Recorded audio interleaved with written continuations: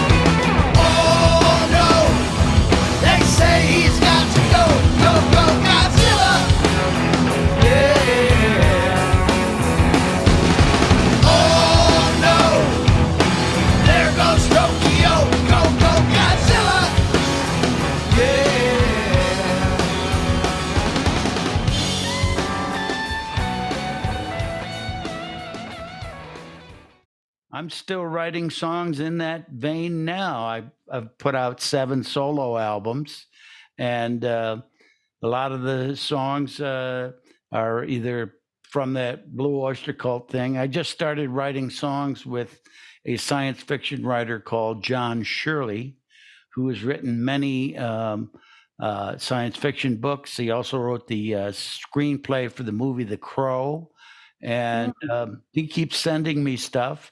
I did the latest one, I think, was called Bottom of the Bottomless, but also probably one of the most popular ones that John gave me was She's a Legend, which is kind of a spooky tale of a woman serial killer. Oh, goodness. So there's always a lot of weird stuff there.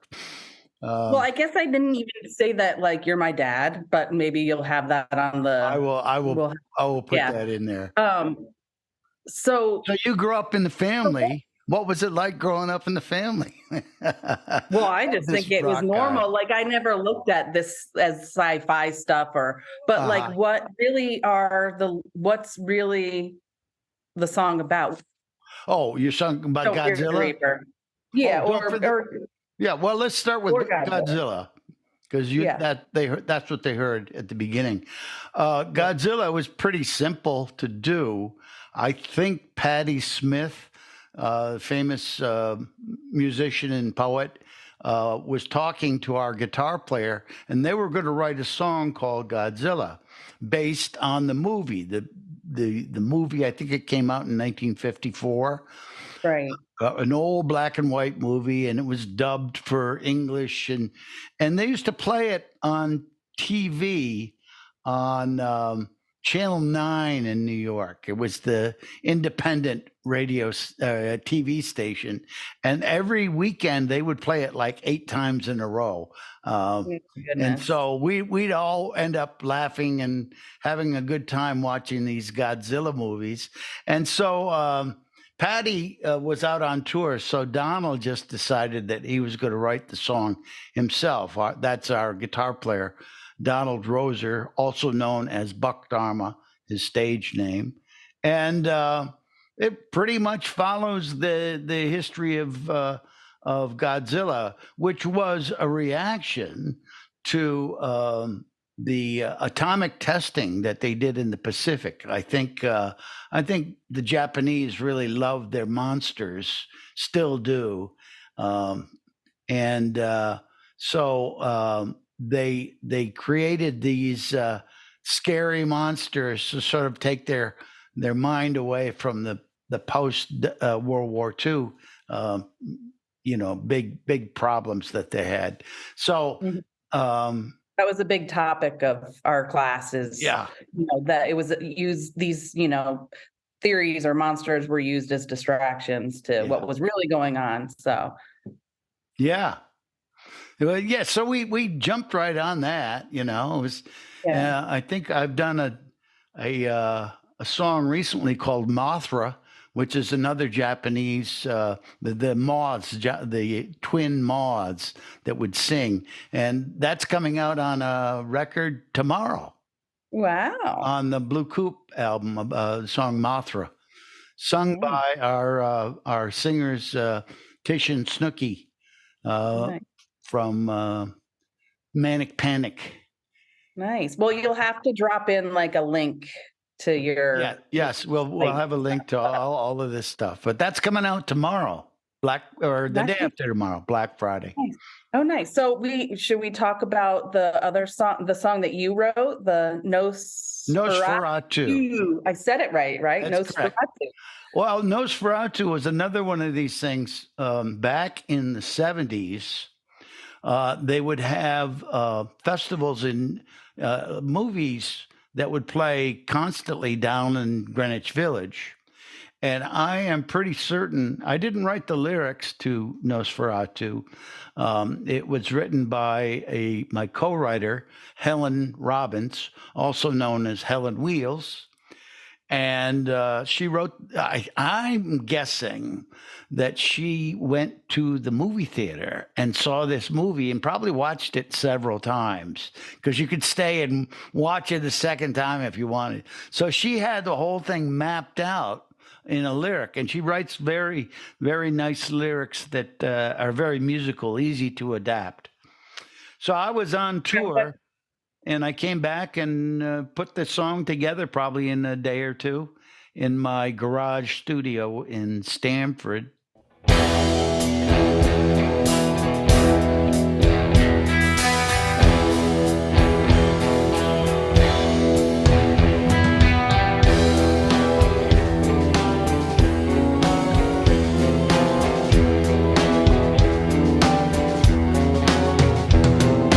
Deep in the heart of Germany, Lucy clutched her breast in fear. She heard the beat of her lover's heart. For weeks she raved, in dreams he'd appear from far off Transylvania. Only a woman can break his spell. You're in heart who will offer herself to Nosferatu.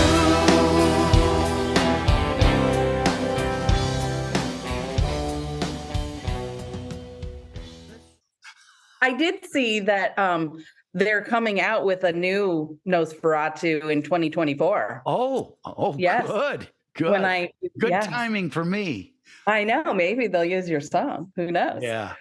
But so some of the songs have been used in And movies, yes. and The biggest one is the one we were talking about before, Don't Fear the Reaper. That's been used in over 75 movies, TV shows, video games. It Yeah. has a life of its own. It's part of what is pays for my jackets here and my guitars. The song is such a giant hit all over the world. 4 million people a month listen to that song on Spotify, which is the biggest streaming service. So it's embedded in there. And the nice thing about that is that if people want to hear the song again, they have to pay again, for Spotify. So we get little pennies trickling into the coffers here, and that's our biggest hit.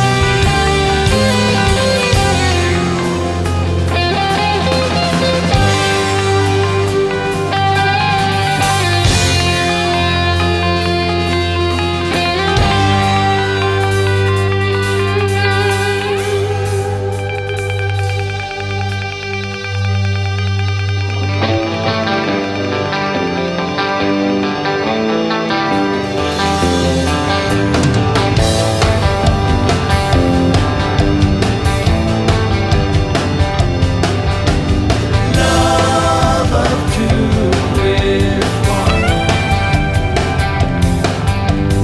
Here, but now they're gone. Yeah. Now, how did it happen? How did it start? Well, Donald, I think he was reading about Stephen King books. He was big into Stephen King, and he had an idea, a very cinematic idea of a relationship going beyond this world. And also, he was bothered by a heart condition. He had some kind of heart murmur, and it ended up being nothing, and he's 76 years old now. And he's in great health, I might add. But it was the basis of him writing the song "Don't Fear the Reaper" to sort of tell somebody, it's okay. Um, I mean, there's been a lot of interpretations about it, but it's basically a love song with a sort of sci-fi afterlife edge to it, and I love it. I love it every time I play it. I've got recorded live version of it that will be out pretty soon. Awesome. So I do want to share the story though, when I decided to come back to college that, I was really nervous going back after 20 years out of college. And the first day I went into the student center, which they have a live recording studio. They have their own radio station. And the minute Yeah. I walked in, they were playing Don't Fear the Reaper. And it immediately like They calmed didn't know me. you I was were like, coming. okay. Did yeah. they know you were coming? No, no, I was like, okay, this is going to be a good decision, so That's why I don't think I've ever heard it in a grocery store, especially no, if you. I don't think so. I don't think I've ever heard it in a grocery store, but I've heard it everywhere else. Should I mention this? The Sure. cowbell. The Oh, cowbell. sure. Yeah.